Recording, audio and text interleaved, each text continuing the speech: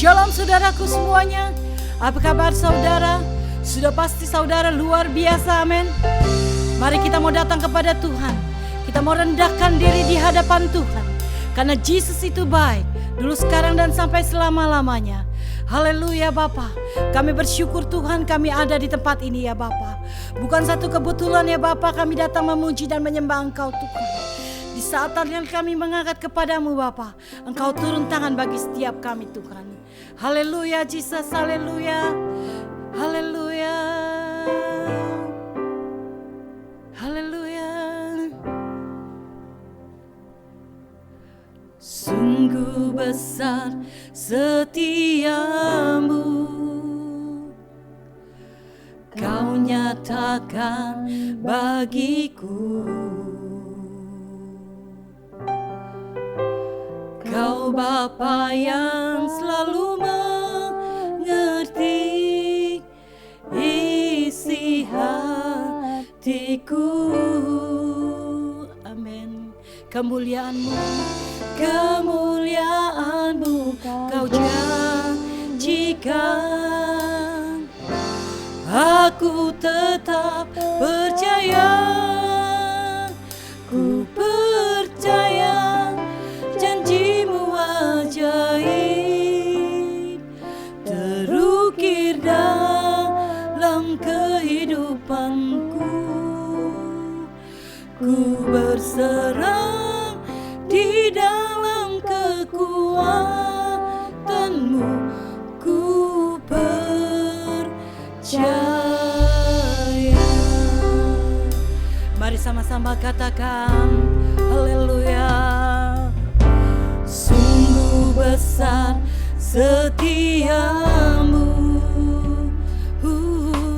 Kau nyatakan bagiku. Kau Allah yang selalu mengerti isi hatiku. Katakan kemuliaan-Mu, kemuliaan-Mu Kau janjikan. Aku tetap percaya, ku percaya janji-Mu ajaib terukir dalam kehidupanku.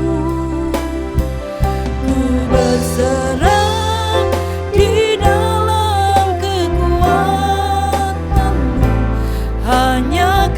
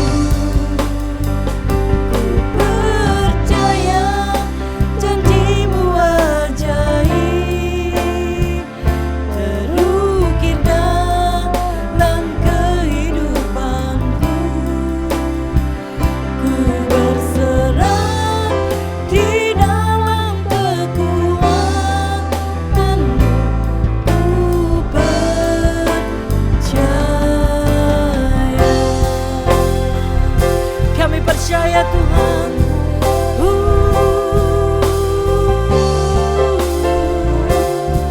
Haleluya. Terima kasih Jesus. Haleluya. Haleluya.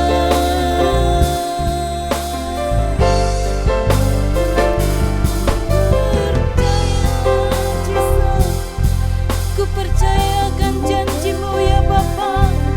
Haleluya, haleluya, haleluya. Ku percaya, haleluya, haleluya. Ku percaya janji-Mu ajaib, terukir dalam kehidupanku. Ku berserah di dalam kekuatan-Mu. Hanya Kau segalanya bagiku. Percaya janji-Mu ajaib, terukir dalam kehidupanku. Ku berserah di dalam kekuatan-Mu. Ku percaya. Ku berserah di dalam kekuatan-Mu. Ku percaya. Ku berserah di dalam kekuatan-Mu. Ku percaya. Haleluya. Kami percayakan janji-Mu ya Bapa.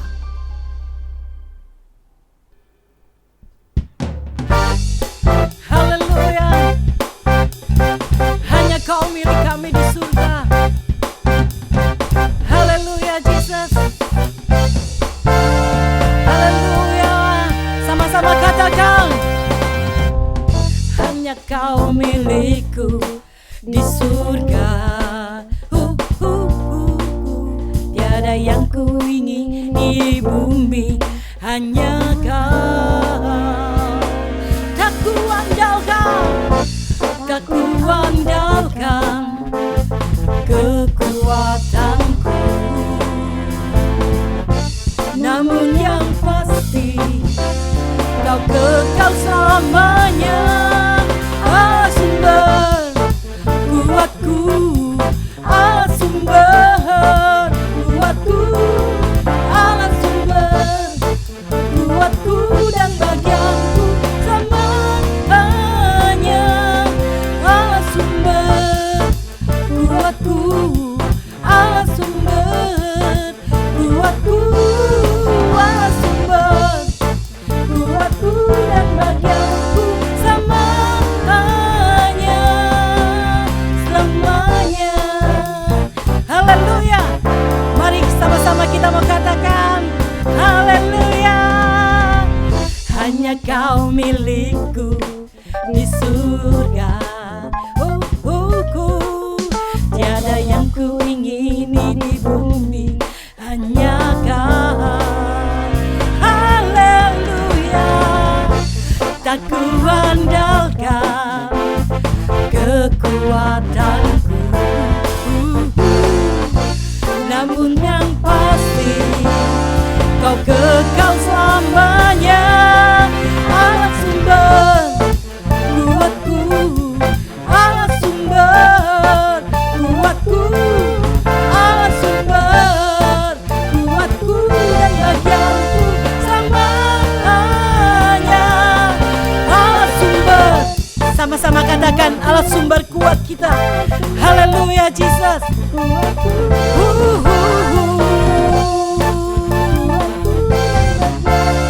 Selamanya Allah sumber kuatku,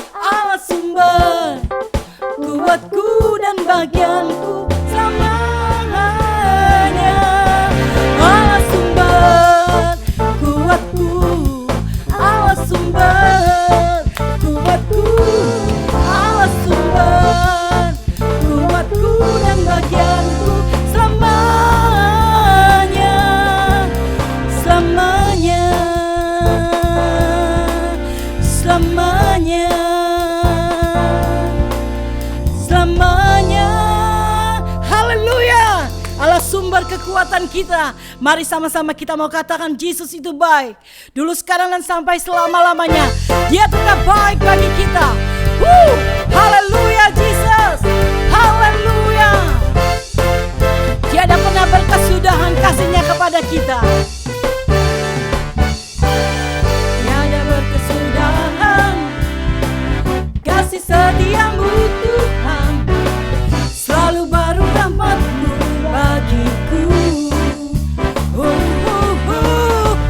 Hari demi hari tetap kulihat kasih-Mu, tak pernah berakhir di hidupku. Tuhan Yesus baik, sungguh amat baik, untuk selama-lamanya. Tuhan Yesus baik, Tuhan Yesus baik, sungguh amat baik. Haleluya, untuk selama-lamanya. Tuhan Yesus baik. Haleluya. Mari sama-sama kita mau katakan Yesus itu baik. Tiada berkesudahan kasih setiamu Tuhan. Amin. Barulah rahmat-Mu bagiku. Selalu baru rahmat-Mu, hari berganti hari tetap kulihat kasih-Mu, tak pernah berakhir di hidupku. Sama-sama kita mau katakan haleluya. Sungguh amat baik, untuk selama-lamanya. Tuhan Yesus baik, Tuhan Yesus baik, sungguh amat baik. Haleluya, untuk selama-lamanya. Tuhan Yesus baik. Sama-sama katakan haleluya. Sungguh amat baik, untuk selama-lamanya. Tuhan Yesus baik, untuk selama-lamanya, dan sampai selama-lamanya. Untuk selama-lamanya. Siapa yang baik? Tuhan Yesus baik. Haleluya. Yesus itu baik. Amin. Haleluya. Yesus itu baik. Dulu, sekarang, dan sampai selama-lamanya Dia tetap baik. Mari kita siapkan hati kita dan pikiran kita berfokus hanya kepada Tuhan. Mari kita mau mendengarkan firman Tuhan. Haleluya Jesus. Haleluya. Jiwaku terbuka untuk-Mu Tuhan. Selidiki, nyatakan segala perkara. Singkapkan semua yang terselubung, supaya ku layak di hadapan-Mu Tuhan. Mari saudara, sama-sama katakan jiwaku terbuka untuk-Mu Tuhan. Amin. Selidiki setiap kami ya Bapa, selidiki setiap kami ya Tuhan. Haleluya Jesus. Singkapkan semua yang terselubung, supaya ku layak di hadapan-Mu Tuhan. Jiwaku terbuka untuk-Mu Tuhan.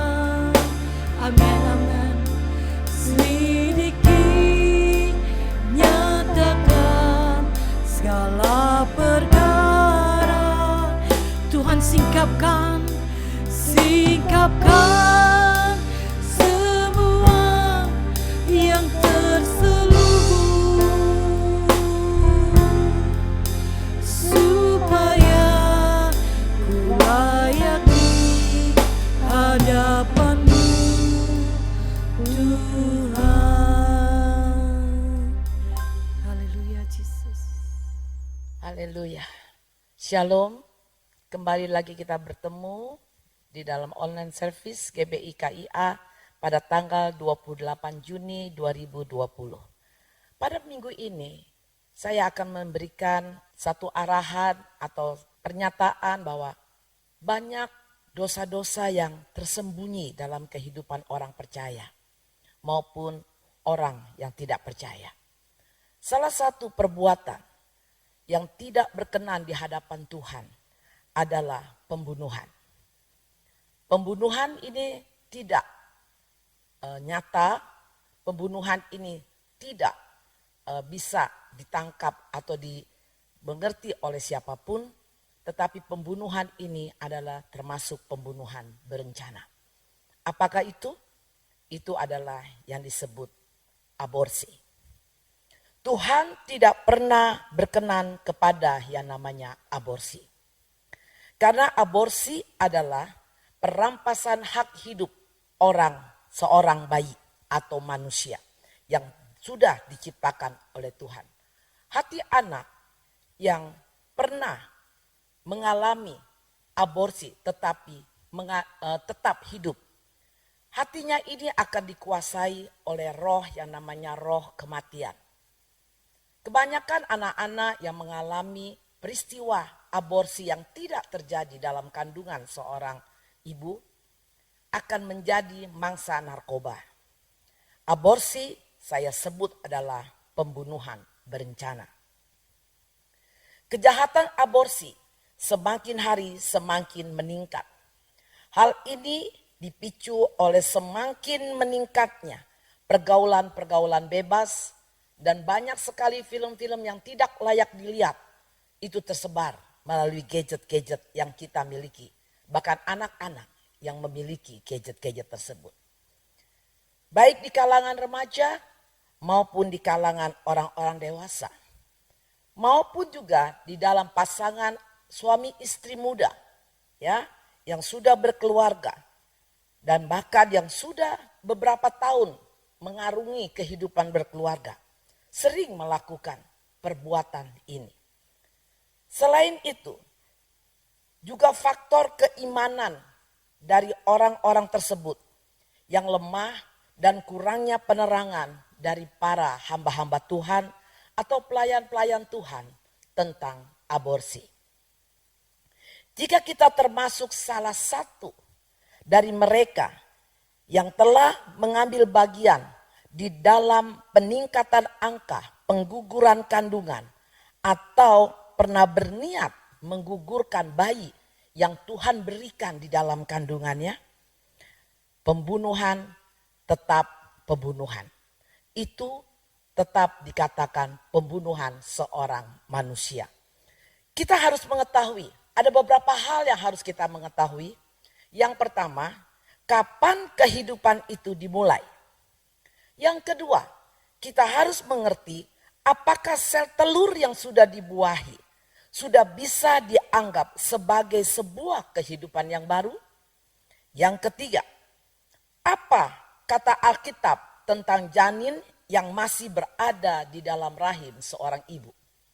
Yang keempat, apakah janin sudah dianggap sebagai seorang manusia?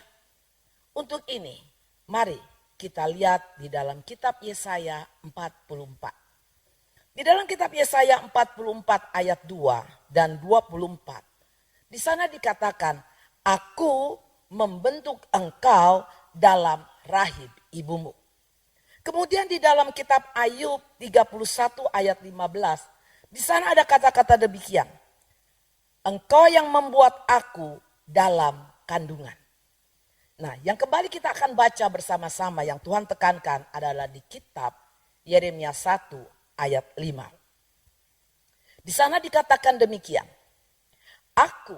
Sebelum aku membentuk engkau dalam rahim ibumu, aku telah mengenal engkau.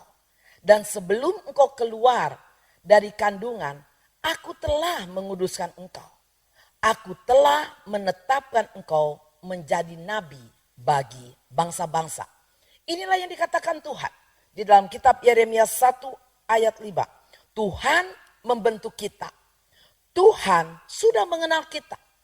Tuhan sudah menguduskan kita sebelum kita keluar dari rahim seorang ibu. Dan juga Tuhan sudah menetapkan kita menjadi seorang nabi Allah. Itu semua Tuhan sudah rancang di dalam kandungan seorang wanita. Jadi Alkitab pun mengakui bahwa janin di dalam rahim seorang ibu adalah seorang yang dikenal oleh Allah. Seseorang yang dikenal oleh Tuhan. Mari kita belajar terus, ya. Janin bukan bagian dari ibu. Bukan bagian dari kehidupan seorang ibu. Mengapa? Dia adalah suatu pribadi yang baru di mana Tuhan mempunyai rancangan yang indah dalam kehidupan sang bayi itu. Di saat sel telur sudah bertemu dengan sperma, terjadilah yang namanya pembuahan. Maka di sana akan ada kehidupan baru yang telah dimulai, yang sering kita sebut sebagai embrio. Belum berwujud, tetapi sudah mempunyai kehidupan tersendiri. Dia makan masih bergantung dari suplai sang ibu. Ia adalah janin. Janin ini telah memiliki yang namanya detak jantung sendiri. Janin ini sudah memiliki yang namanya perasaan sendiri. Janin itu sudah memiliki sidik jari yang berbeda dengan sang ibu. Jadi semuanya dia sudah memiliki secara kepribadian. Dan harus juga diperhatikan. Ciptaan Tuhan itu dahsyat. Mari yuk kita lihat perkembangannya. Pada hari pertama setelah terjadi pembuahan, ia akan terjadi pembelahan. Ya, di hari kelima sampai ketujuh, jenis kelamin dari janin ini sebenarnya sudah bisa ditentukan. Karena Allah sudah menciptakannya. Di minggu kedua atau minggu kedua sampai ketiga, pondasi bakal otak, tulang belakang, sistem saraf, jantung sudah berdenyut. Kadang-kadang orang berkata baru 8 hari. Kadang-kadang orang berkata baru 2 minggu. Dan kemudian yang dahsyat lagi, pada hari yang ke-35, yaitu 1 bulan 5 hari, otak, mulut, telinga, hidung sudah membentuk, sudah mulai membentuk. Jadi betapa dahsyatnya ciptaan Tuhan. Kalau orang berkata, mengapa engkau menggugurkan? Baru telat 8 hari. Sebenarnya di dalam kandungan anak itu sudah lebih dari 8 hari. Ketika kita tidak lagi menerima yang namanya menstruasi. Sampai 8 hari. Itu sudah lebih dari 30 hari. Tadi saya sudah katakan. Di hari yang ke-35 sudah lewat dari 30 hari. Mulut, otak, telinga, hidung sudah mulai membentuk. Terus bayi ini disempurnakan. Baik bentuk dan seluruh organ-organ tubuhnya. Meresponi suara, meresponi sentuhan. Mulai mengenal suara ibunya. Mulai mengenal suara ayahnya. Mulai melakukan gerakan-gerakan mungil yang luar biasa. Ia bisa mengepal, ia bisa menendang, ia bisa tersenyum dan berbalik. Gerakan-gerakan itu sudah dilakukannya di dalam rahim seorang ibu ketika ia berusia di atas 42 hari.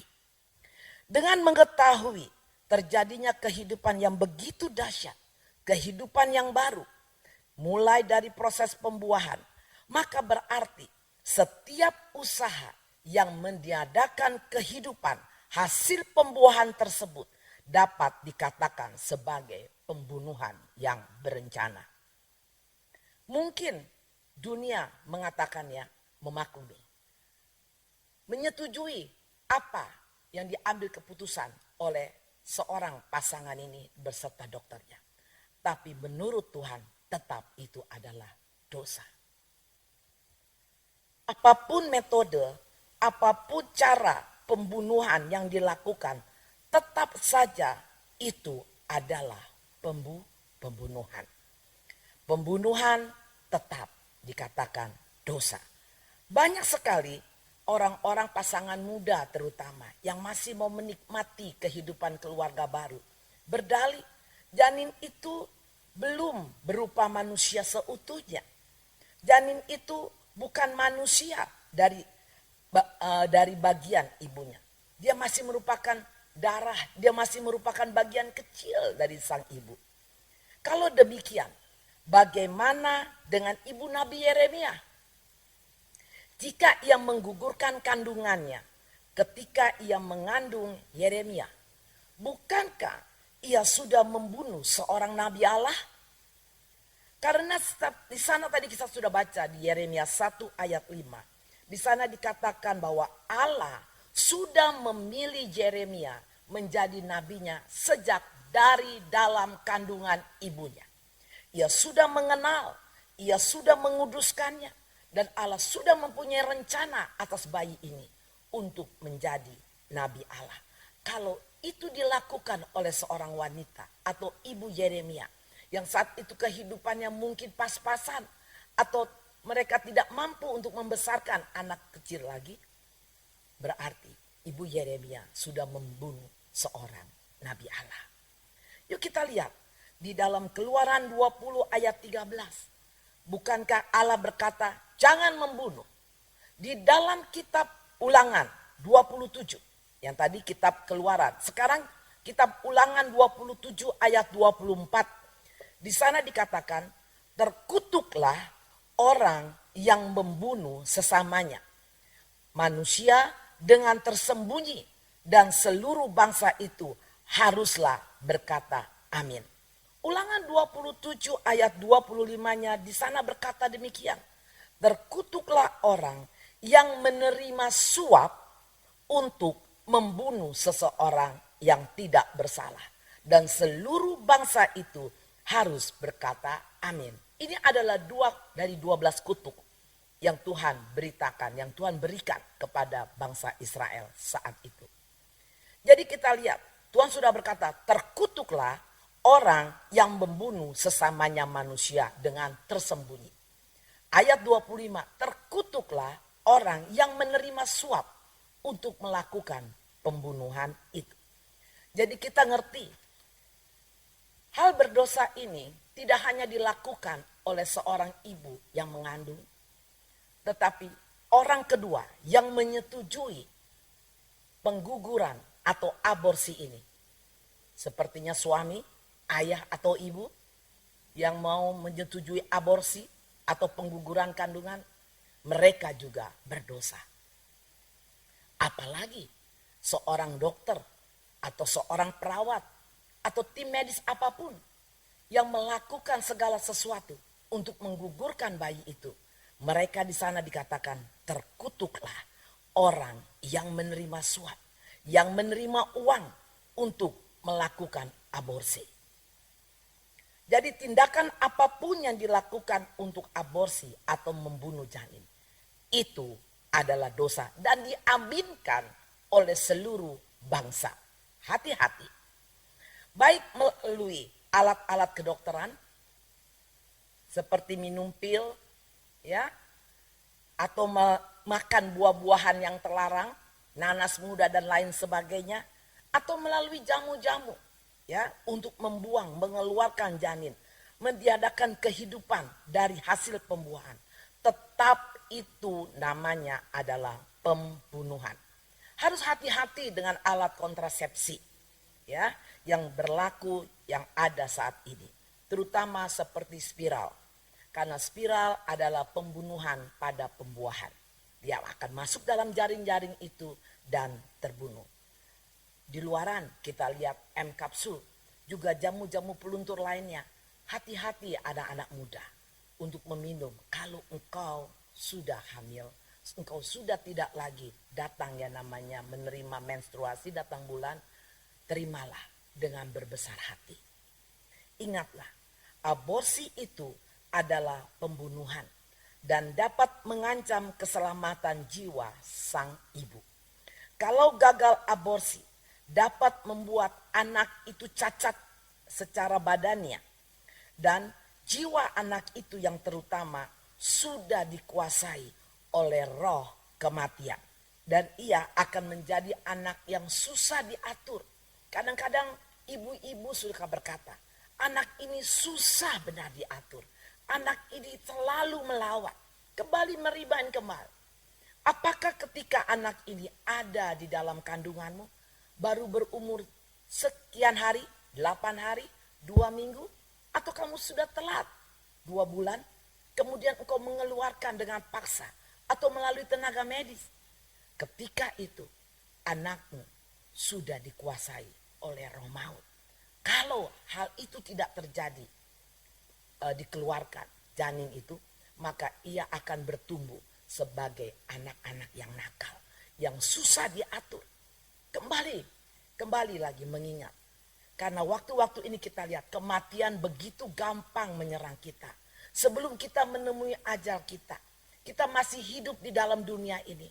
Marilah ibu-ibu atau bapak atau siapapun yang mendengar online service pada saat ini, bertobatlah. Mintalah dilayani oleh hamba-hamba Tuhan. Karena itu dosa. Karena itu adalah perbuatan dosa. Dan Allah tidak menyetujui perbuatan itu. Di kitab Wahyu 21 ayat 8 di sana dikatakan, tetapi orang-orang penakut, orang-orang yang tidak percaya, orang-orang keji, orang-orang pembunuh, orang-orang sudah dan lain sebagainya yang Tuhan sebutkan di Wahyu 21 ayat 8, mereka tidak mendapat bagian dalam surga, tetapi mereka akan masuk dalam nyala api dan belerang. Inilah kematian yang kedua, yaitu kematian yang kekal. Minta ampun sama Tuhan, ketemui hamba-hamba Tuhan, dikonselingin, dan engkau harus menerima benar-benar pemulihan. Dan anak yang sudah dilahirkan, tetapi pernah engkau mau mempunyai rencana untuk membunuh, mengeluarkan bayi ini, engkau harus ada pemulihan agar jiwa anak ini tumbuh menjadi anak yang baik.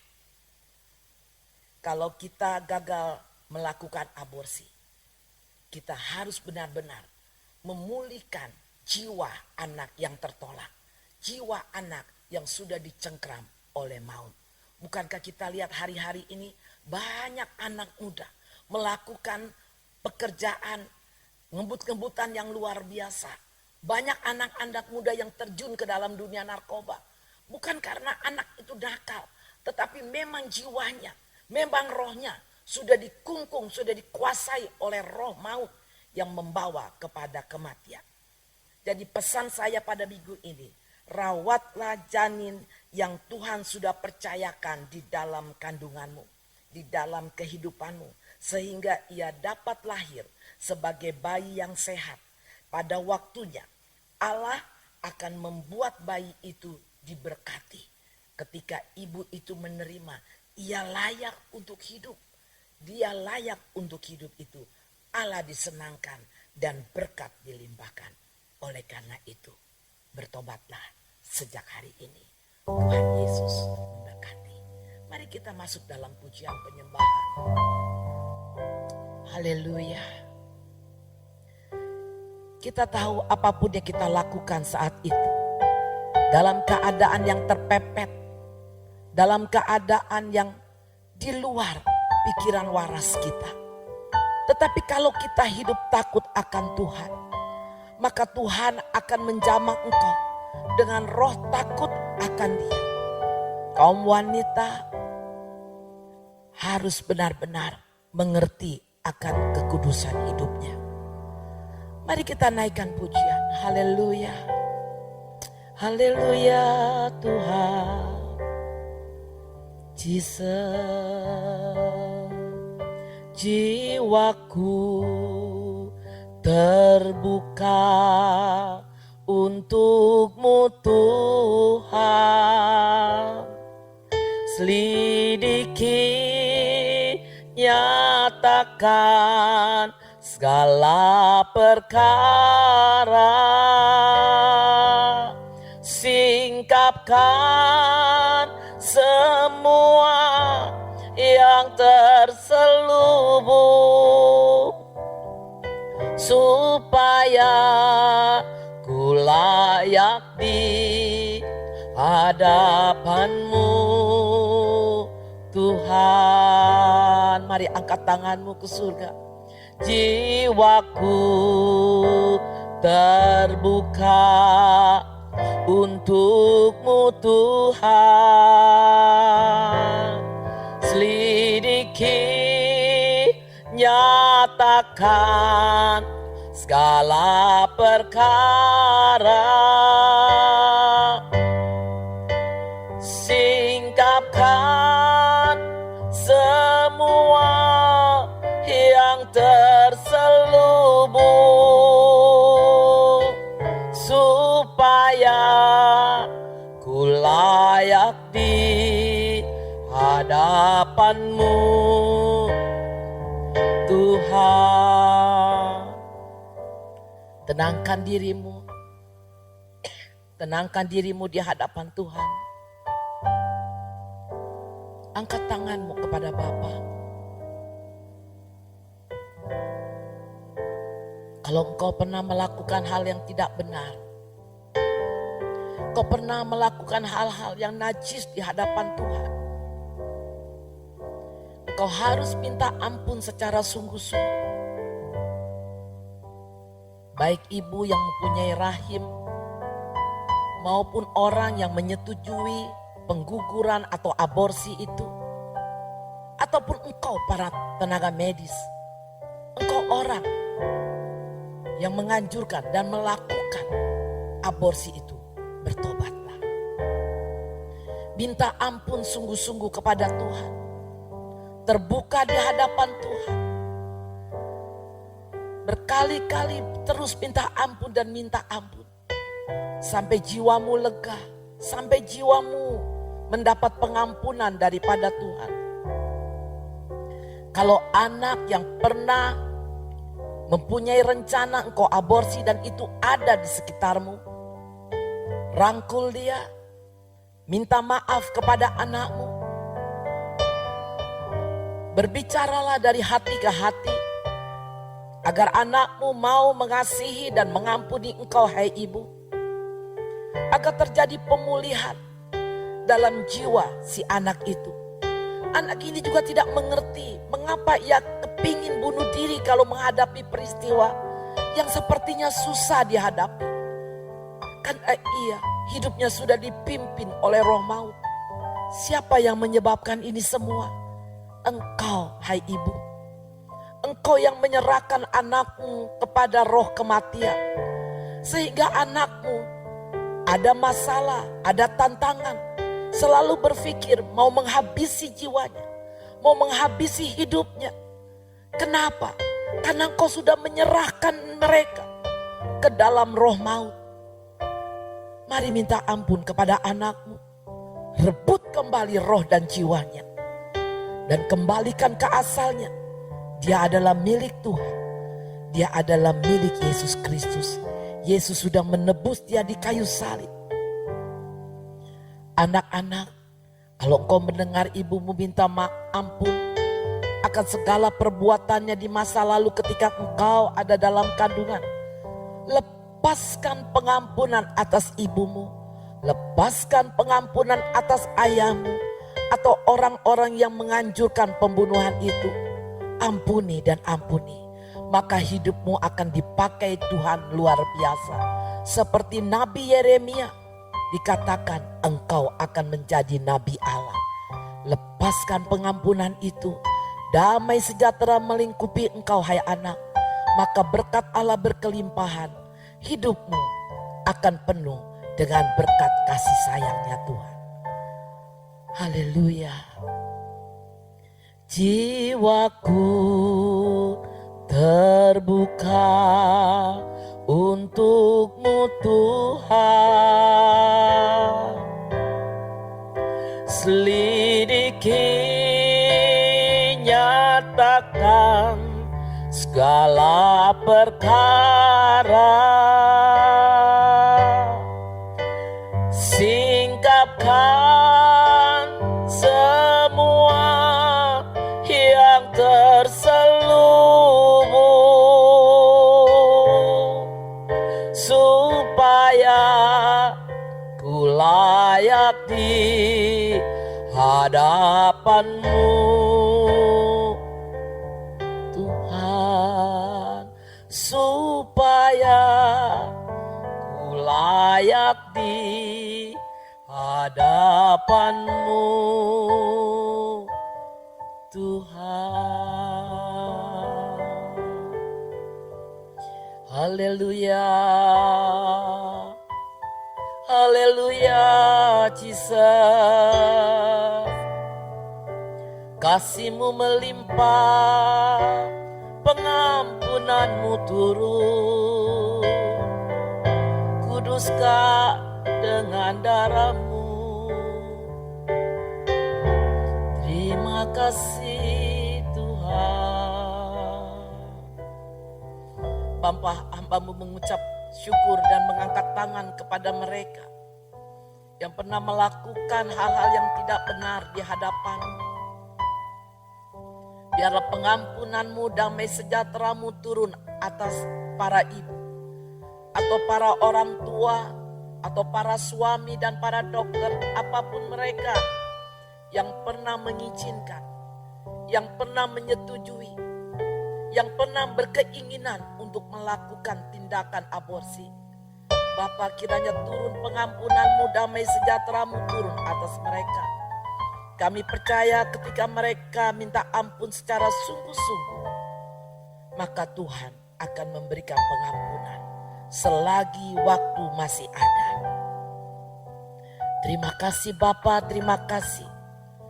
Hamba-Mu sudah menyampaikan isi hati-Mu, pesan-Mu tentang aborsi. Karena mereka yang sudah diberikan kehidupan dalam janin seorang ibu, mereka layak untuk menerima kehidupan yang sewajarnya. Terima kasih Bapa, terima kasih. Mari seluruh kekasih-kekasih Tuhan, para sidang jemaat, pekerja, aktivitas seluruh para pemimpin, dimanapun engkau berada, mari angkat kedua tanganmu. Kita akhiri pada hari ini, tanggal 28 Juni tahun 2020. Hamba-Mu akan melepaskan berkat bagi anak-anak-Mu semua dimanapun mereka berada. Tuhan memberkati dan melindungi engkau. Tuhan akan menyinari engkau dengan wajah-Nya. Tuhan akan memberi engkau kasih karunia. Tuhan akan menghadapkan wajah kepadamu. Tuhan akan memberi engkau damai sejahtera. Ketika engkau angkat tangan, maka Tuhan pasti turun tangan. Ketika engkau hidup mengandalkan Tuhan, maka Tuhan pasti akan turut campur dalam persoalan apapun yang engkau terima. Bapa, berkati anak-anak-Mu, berkati pasangan hidupnya, berkati anak yang ada di dalam kandungan, berkati anak-anak yang dipercayakan dalam kehidupan keluarga mereka. Engkau yang mencukupi segala keperluan dan kebutuhan. Beri hati yang sabar kepada orang-orang tua. Beri hati yang penuh kasih kepada papa mama terhadap anak-anaknya. Biarlah suami istri saling mengasihi dan saling menghormati. Biarlah suami istri saling mengampuni dan menerima kekurangan satu dengan yang lainnya. Terima kasih Bapa, terima kasih. Kami percaya ketika mereka bersatu, apapun yang mereka minta, Tuhan akan berikan. Diberkatilah kesehatanmu, diberkatilah keluargamu, diberkatilah usahamu, diberkatilah apapun yang kau kerjakan bersama seluruh keluarga besarmu. Kami percaya Tuhan, ketika mereka angkat tangan, Tuhan pasti akan mengangkat mereka menjadi kepala. Terus naik dan tidak pernah turun. Dan segala-galanya teratur dan terjamin. Terima kasih Bapa, kami percaya semua pandemi ini minggu-minggu ke depan akan terus berlalu. Bahkan seperti yang kau katakan, semuanya akan menerima pemulihan. Beri kekuatan kepada pemerintahan kami dan seluruh orang-orang yang bertugas di bidang medis terutama Tuhan, untuk terus melayani dengan sabar, dengan penuh kasih. Terima kasih Tuhan atas minggu yang indah. Hamba-Mu bersyukur hanya di dalam nama Yesus Kristus Tuhan. Haleluya. Amin.